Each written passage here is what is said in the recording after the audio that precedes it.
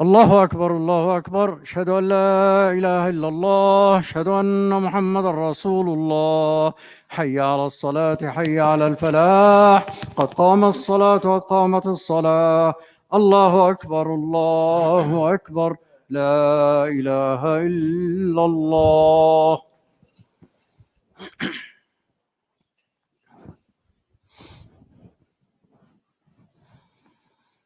الله أكبر.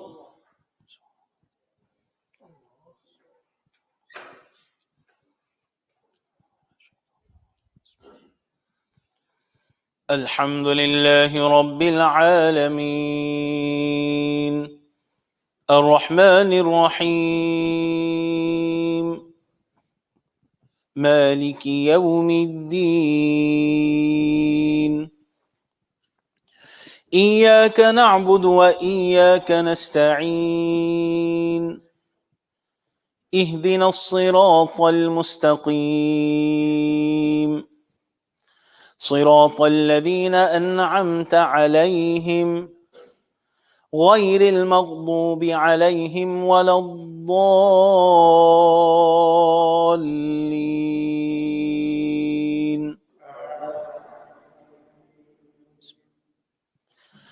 ولما جاءت رسلنا لوطا سيء بهم وضاق بهم ذرعا وقال هذا يوم عصيب.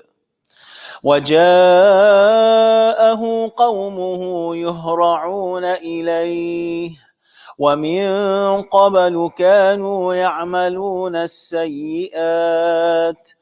قال يا قوم هؤلاء بناتي هن أطهر لكم فاتقوا الله ولا تخزون في ضيفي أليس منكم رجل رشيد. قالوا لقد علمت ما لنا في بناتك من حق وإنك لتعلم ما نريد. قال لو أن لي بكم قوة أو آوي إلى ركن شديد. قالوا يا لوط إنا رسل ربك لن يصلوا إليك فأسر بأهلك بقطع من الليل ولا يلتفت منكم أحد إلا امرأتك إنه مصيبها ما أصابهم إن موعدهم الصبح أليس الصبح بقريب. فلما جاء أمرنا جعلنا عاليها سافلها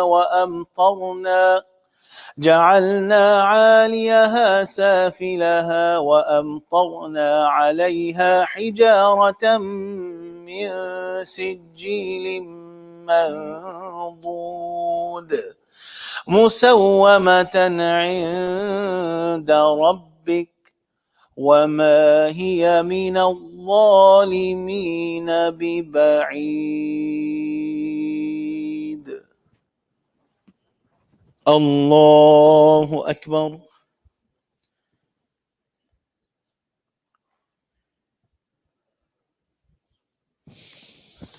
سمع الله لمن حمده. الله أكبر.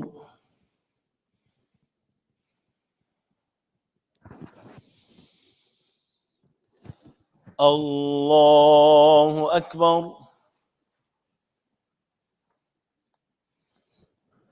الله أكبر.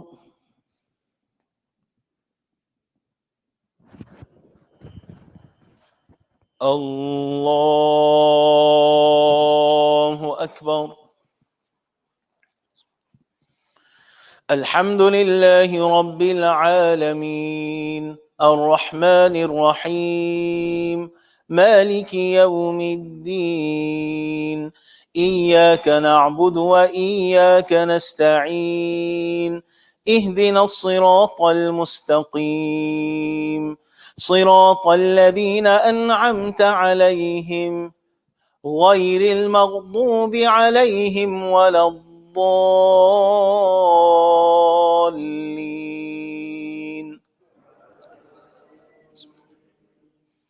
وإلى مدين أخاهم شعيبا قال يا قوم اعبدوا الله ما لكم من إله غيره ولا تنقصوا المكيال والميزان إني أراكم بخير وإني أخاف عليكم عذاب يوم محيط.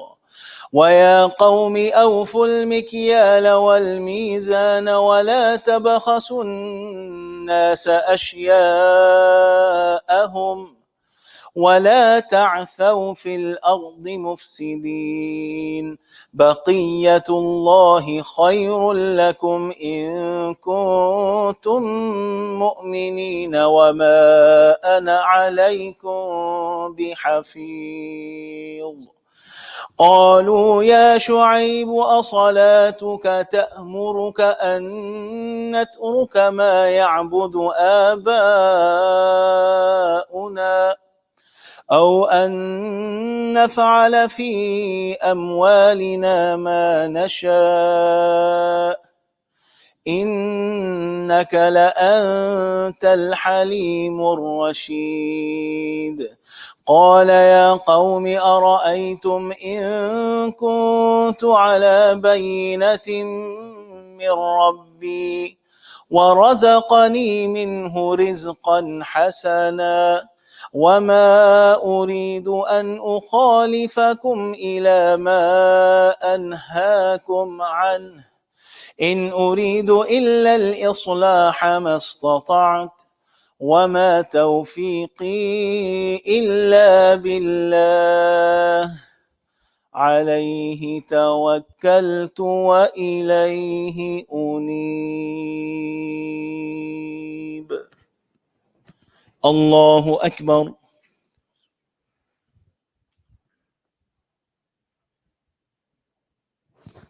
سمع الله لمن حمده. الله أكبر.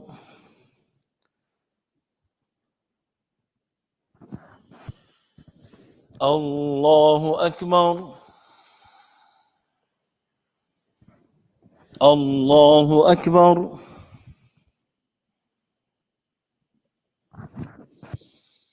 الله أكبر.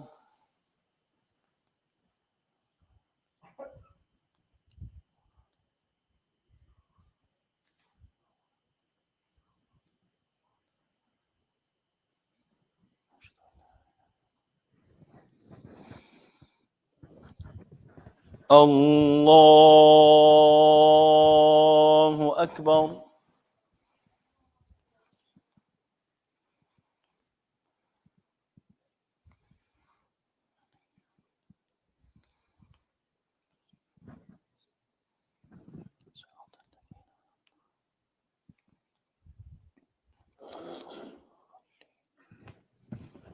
الله أكبر.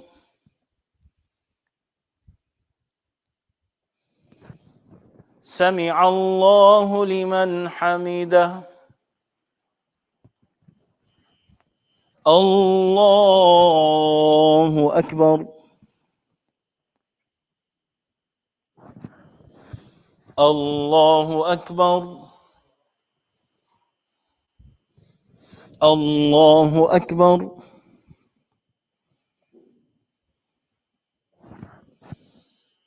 الله أكبر.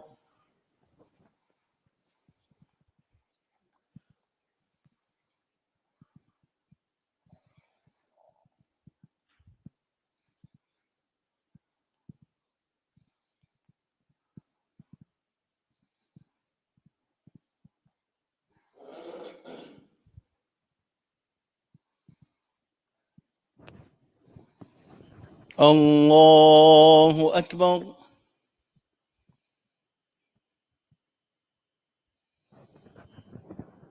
سمع الله لمن حمده. الله أكبر.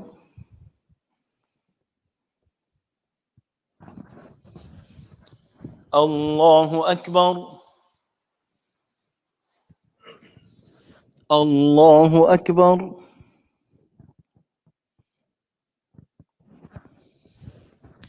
الله أكبر.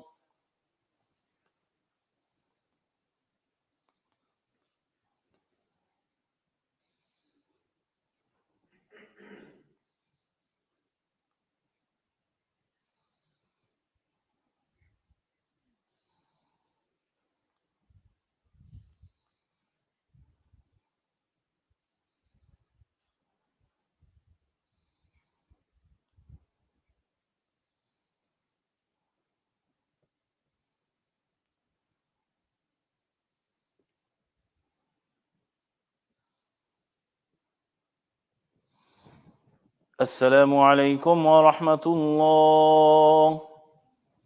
السلام عليكم ورحمة الله. الله أكبر. الله أكبر. الله أكبر.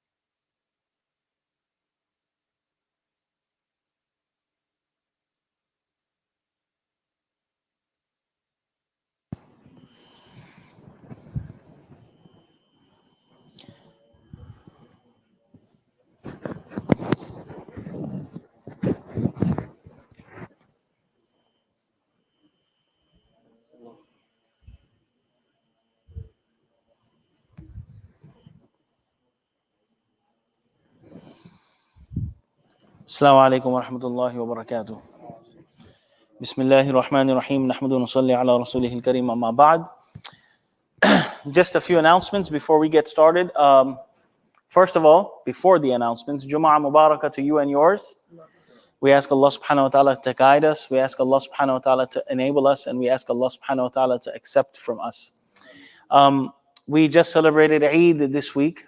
The word Eid comes from al-aud, which means something that returns every year. So our celebration is not like a 5-year, every 5th year anniversary, or every 10 years, or every century, or every millennia. It's something that comes every single year, annually, twice a year. So it returns, okay?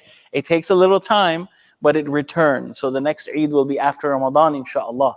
We ask Allah subhanahu wa ta'ala to keep us alive to benefit from the barakat of the month of Ramadan. However, Al-Jum'ah is our weekly Eid. And Al-Jum'ah means the gathering, from Al-Jam'ah, right? Where we gather together. So definitely the Eid, the weekly Eid of ours, is the day of Friday. And we ask Allah subhanahu wa ta'ala to allow us to give the respect, honor, and reverence that that Yawm al-Jum'ah deserves. And we ask Allah subhanahu wa ta'ala to allow us, especially us as adults and parents, to instill within our children who are vacationing at the moment the ahmiyah and the regard and honor for Jum'ah through our actions and through our practices and through our appearances. I guess I'm preaching to the choir, but showing up at the last minute or rushing to Jumu'ah after the khutbah is like almost finished is not the right message that we are sending to our children. If we want to expect our children when they go off to study and when they go off to college to have that ahmiyah and have that regard for Jumu'ah, then we need to show them as adults, as their parents, how we how we respect Yawm al-Jumu'ah and also Salat al-Jumu'ah and Khutbah al-Jumu'ah. Speaking of the khutbah, tomorrow afternoon at 1:45, we will be welcoming a guest khatib, Sheikh Umar Hussein. He is the religious director at the MCECC Masjid in San Antonio. He is also a part of the team with Yaqeen Institute. He gave khutbah here, I think, maybe 4 or 5 weeks ago. The second khutbah at 2:45 will be done by myself, inshallah. Is Brother Froze or Brother Sunny? Do we have the gym for tomorrow? No gym tomorrow. No gym tomorrow. Okay, so the overflow for the brothers will be upstairs in the balcony.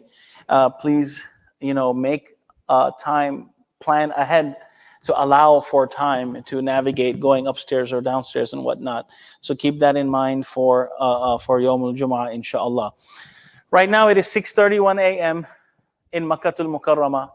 The temperature right now is a pleasant 88, and the high will be at 106 for today. So back into the triple digits. The Hujjaj, or whatever remaining of Hujjaj that are left, some of them may be waking up in Mina. So Hajj is a 5-day journey. 8, 9, 10, 11, 12, and or 13. It is a 5 or 6-day journey.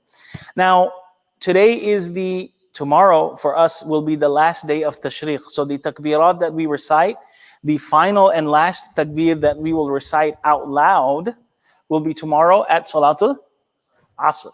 Okay. Now, Hujjaj usually do the Rami of all 3 Jamarat on the 11th and on the 12th. And that completes the Hajj.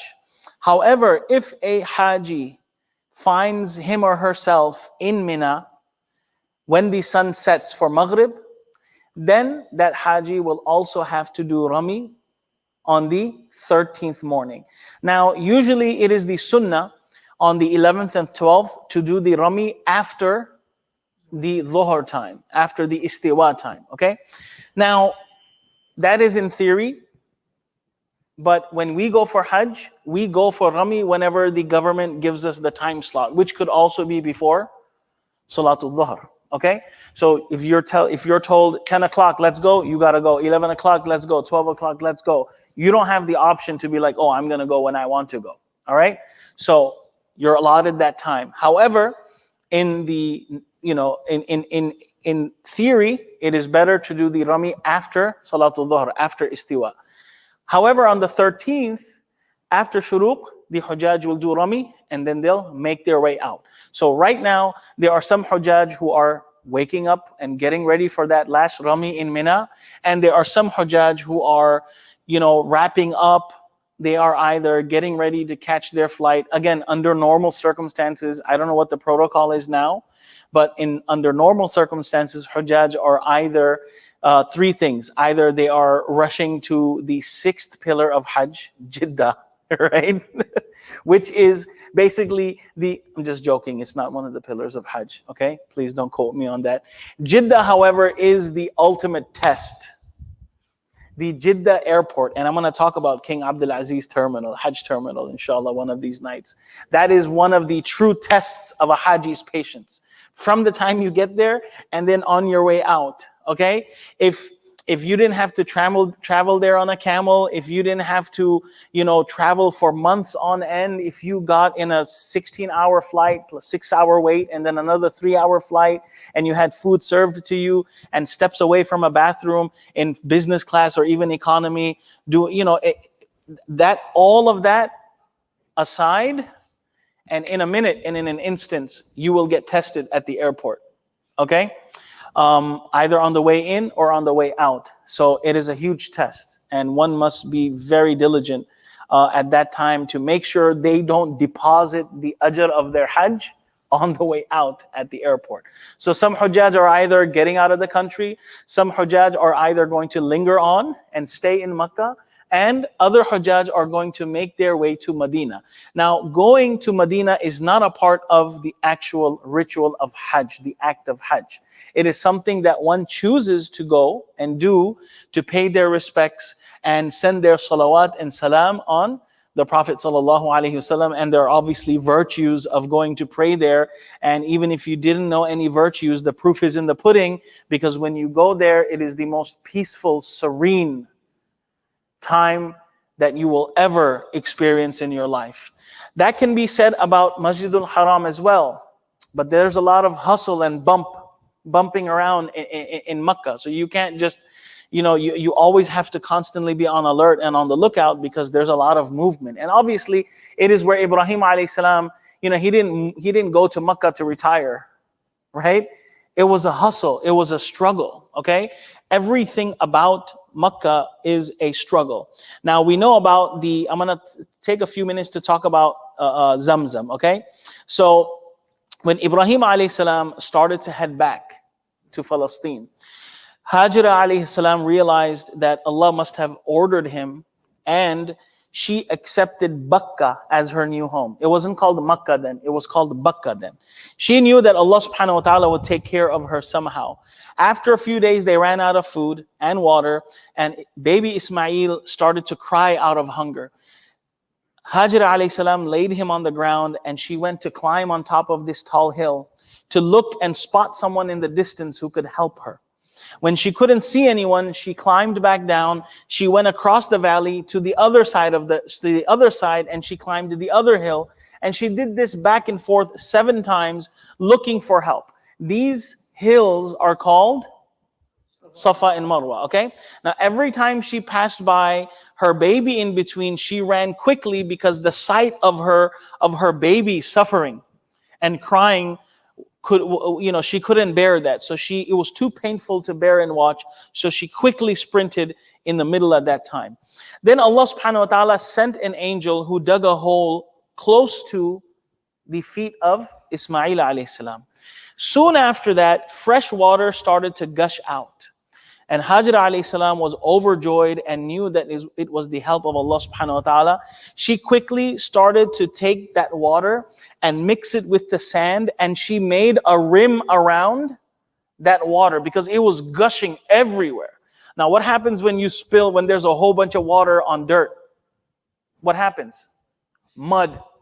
Right? So her baby's there. This is where she's staying. It's getting muddy. She started to build a rim around that, saying zam, zam, zam, zam, which means stop, stop, stop in that language. So asking the water to stop out from spreading and gushing. The Prophet ﷺ said, had she not had built that rim, then today Zamzam would be a spring instead of a well.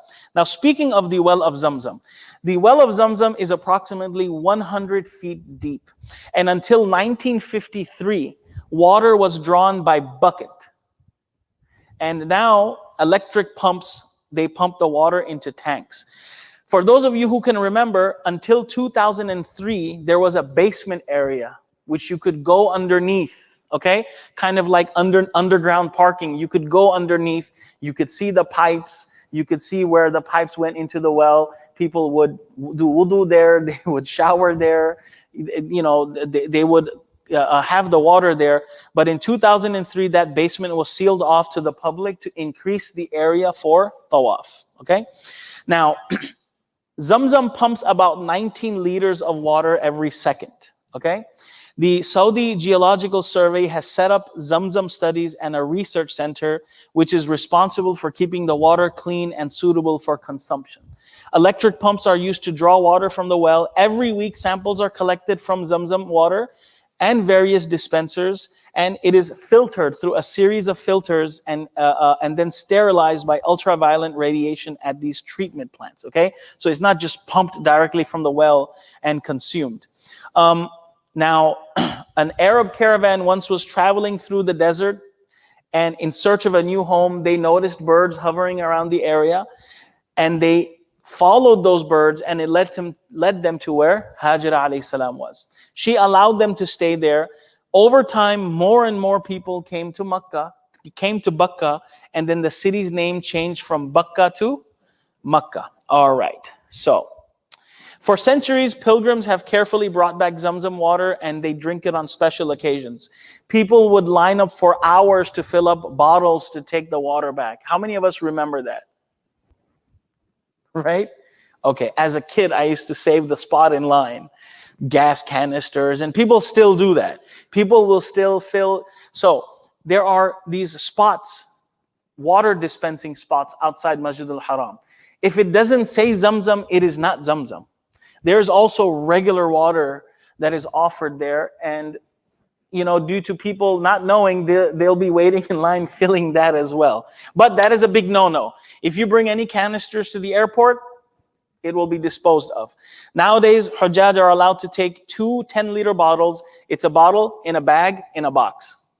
Okay? It's a bottle in a bag in a box. And that is the standard packaging that people are allowed to take outside, and that is as far as the well of Zamzam is concerned.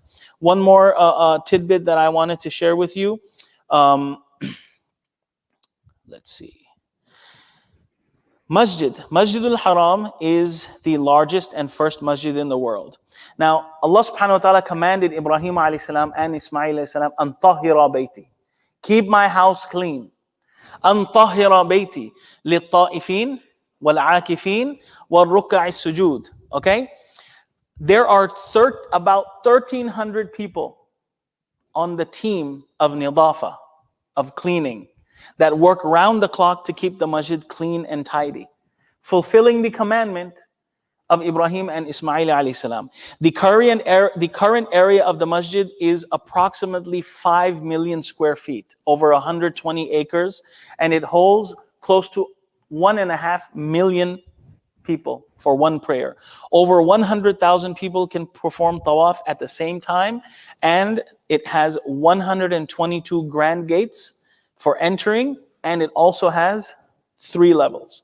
So this is Masjid al-Haram has gone from Bakka, it has come a long way, and it continues. Okay, mountains have been removed and basically shaved down to make for the expansion of Masjid al-Haram. Safa and Marwa, that once upon a time used to be a hillock or a mount, now over time it has been over time with erosion and it being shaved down, it's just a little hump.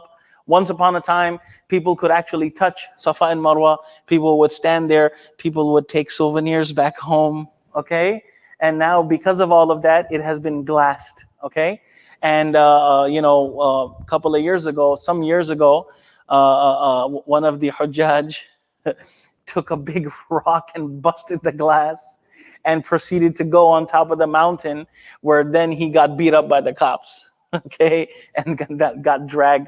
So I don't know if it's a blessing to get beat up in the house of Allah subhanahu wa ta'ala, but it is what it is. So we ask Allah subhanahu wa ta'ala to allow us to visit His sacred and holy masjid, inshallah, in the very near future. Jazakumullahu khair. Assalamu alaikum wa rahmatullahi wa barakatuh.